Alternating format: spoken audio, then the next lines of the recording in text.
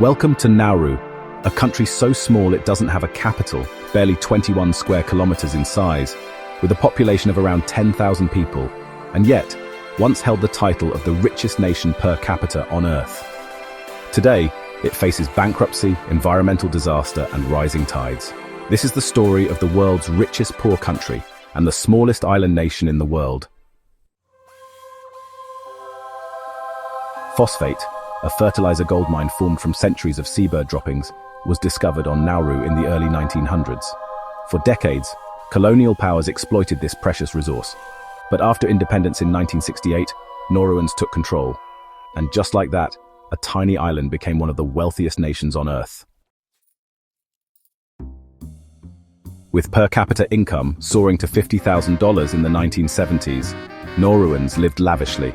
Free healthcare, education, overseas trips, even a Broadway musical funded by the government. The nation invested in skyscrapers, hotels, and offshore ventures. But as quickly as wealth arrived, it began to vanish. Mismanagement, corruption, and falling phosphate reserves led to economic collapse by the 1990s. Assets were repossessed, the sovereign wealth fund depleted. The once rich nation now relied on foreign aid, passport sales, and even money laundering schemes to survive. In the 2000s, Nauru struck a controversial deal with Australia host offshore refugee detention centers in exchange for millions in aid. The camps became a major source of income, but also a source of global outrage over human rights abuses. Asylum seekers, including children, were trapped in legal limbo, suffering trauma and neglect. Over 80% of Nauru has been strip-mined, leaving behind a jagged, uninhabitable moonscape. Coastal areas are threatened by rising seas. Land rehabilitation has barely scratched the surface, and with no rivers, the island relies on rainwater and desalination. Today, Nauru faces a public health crisis. Over 90% of adults are overweight, with diabetes and heart disease rampant.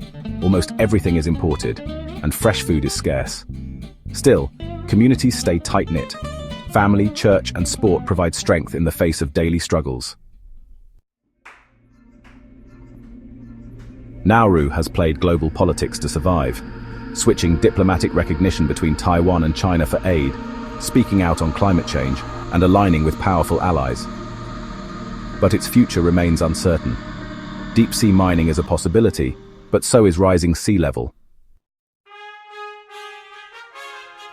From riches to ruin, from isolation to international headlines, Nauru is a story of extremes. A nation learning the hard way what happens when the gold runs out. But its people endure, because even in a forgotten corner of the world, there's always hope. Subscribe for more hidden histories and global deep dives. Comment below, had you heard of Nauru before today?